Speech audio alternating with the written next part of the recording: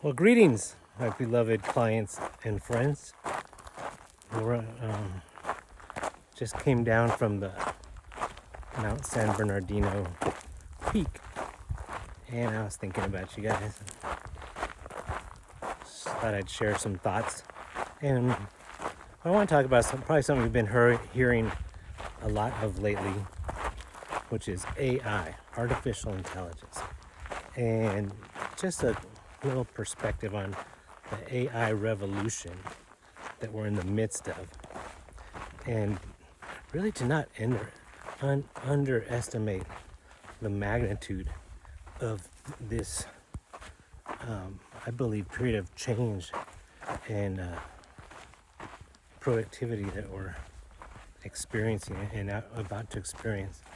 It's going to really change a lot of things in a big way.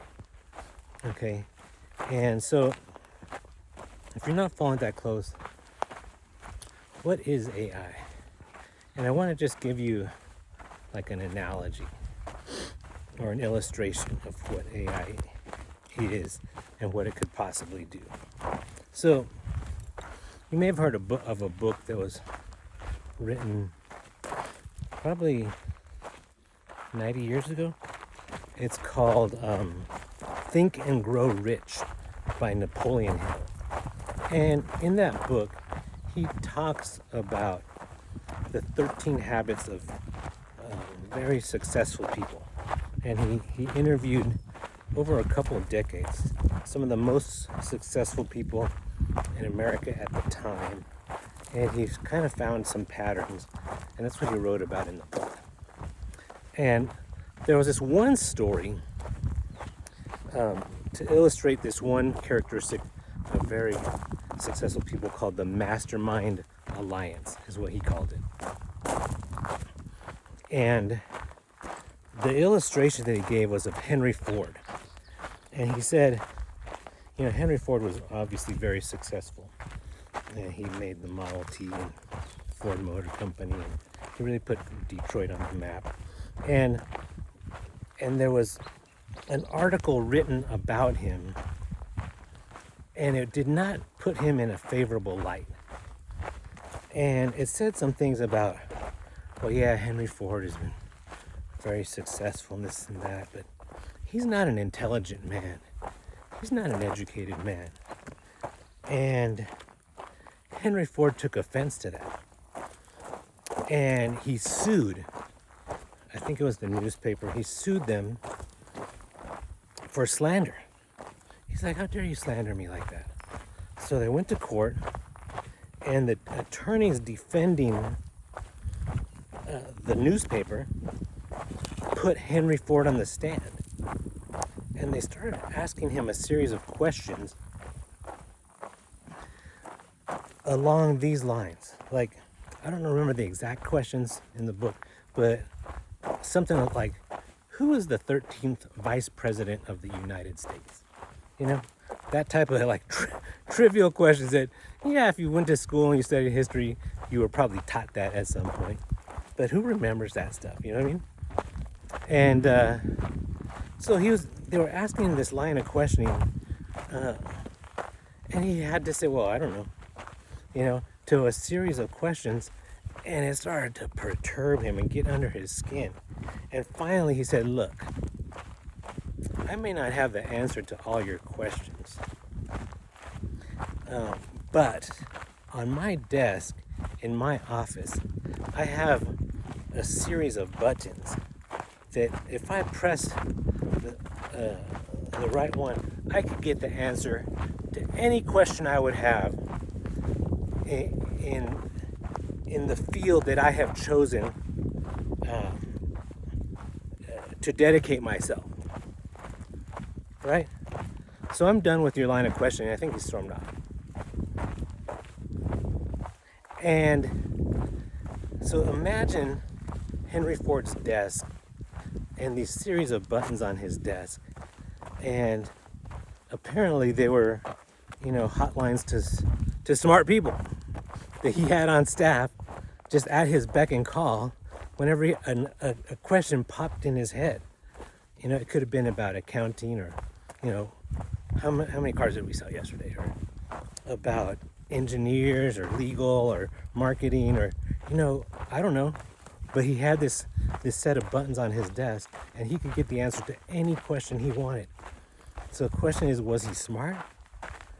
He was as smart as he needed to be, and he surrounded himself with perhaps people that were smarter than him and smarter in the areas that he needed to be successful, right? So that is an example of a mastermind alliance.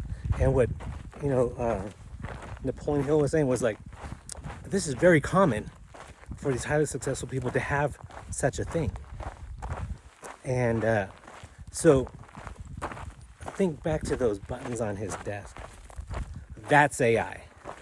That's what AI could do. And not just to sell. I mean, it must have been a great expense for Henry Ford to have those buttons on his desk.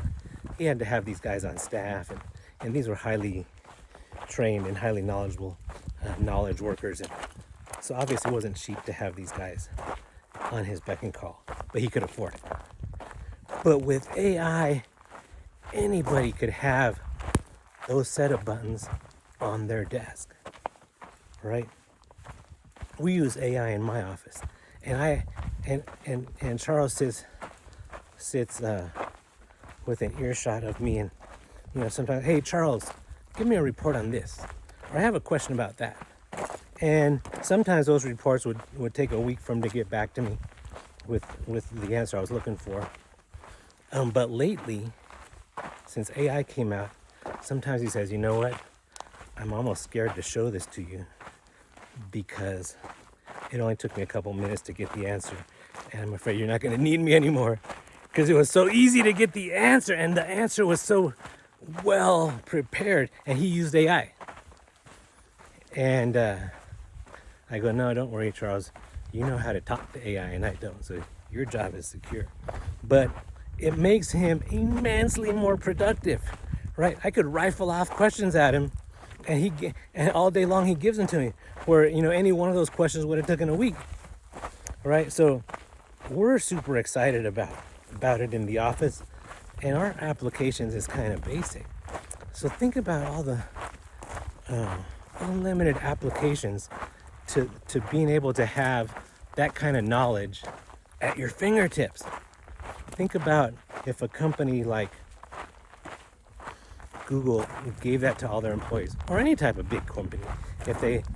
I remember when I was a financial advisor at Wells Fargo, and then they handed us all laptops. Then they handed us all beepers and stuff so we could get in contact with, you know what I mean? And as technology went through the years, they started giving us these resources to make us more productive. But none of those resources that I've been able to use to make myself more productive in this business over the last 30 years, none of them pale.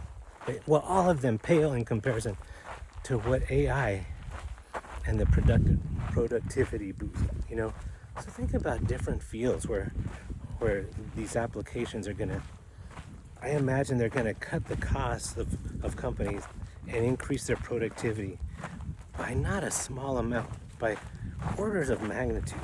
And it's only been 6 months since AI came out. It was in November, and the applications that we're already seeing, and the uses across a myriad of fields, and we talk about it in the office all the time, and it's super exciting.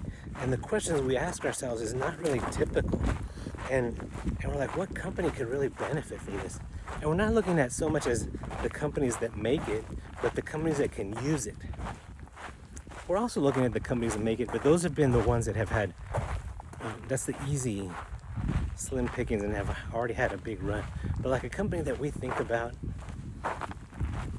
that has big potential is like Pfizer. Pfizer has one of the biggest operating R&D, which is research and development budgets of any company in the world, not just in the healthcare field, period. Imagine what they could do with those resources, or with a fraction of those resources, right? So they could probably lower their R&D budget immensely and increase their R&D output immensely, as they start applying this. And so that's just one example of, we're looking like, wow. And I believe it could possibly be inflationary because it's going to be this massive boost to productivity. And so I think, rates might be higher for longer because this economy, it's going to turbo boost the economy, and you want to hopefully not let it get away from you. So they're gonna have to put a little bit of restraint on this economy through interest rates, so it doesn't really just blow up. So I just wanted to give you an illustration of what AI is and what it can do, and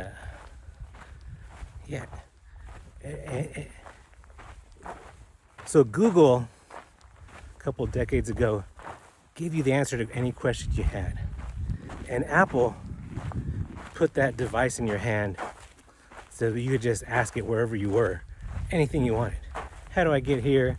I'm looking for this, and any kind of question. I'm shopping for this.